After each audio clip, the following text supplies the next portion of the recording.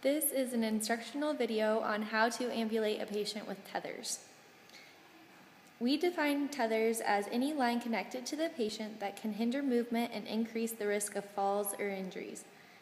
Some examples of tethers would be any line connected to a monitor, oxygen, an IV, or a catheter.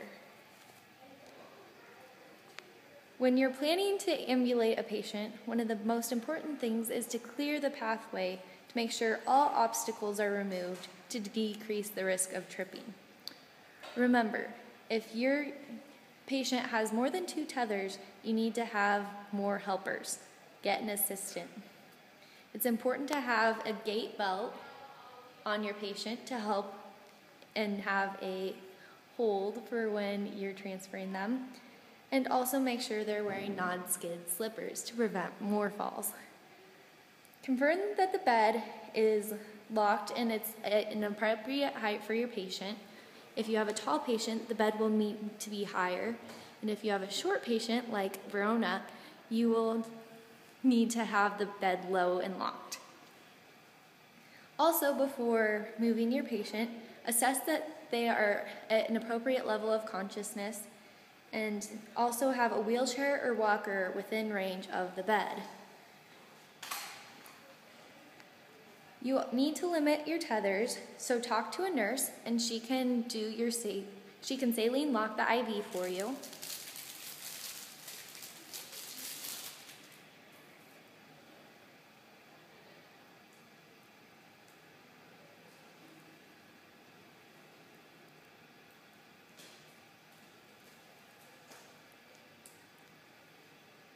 This will help limit the amount of tethers so that you won't have to wheel your IV with you.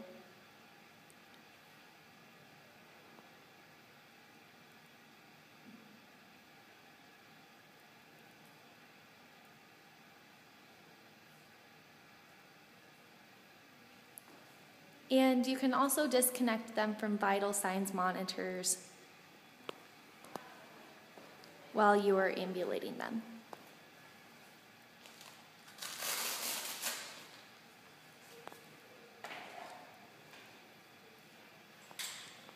When you are ambulating somebody that has a Foley catheter as one of their tethers, you need to make sure that the bag remains below the level of the bladder at all times.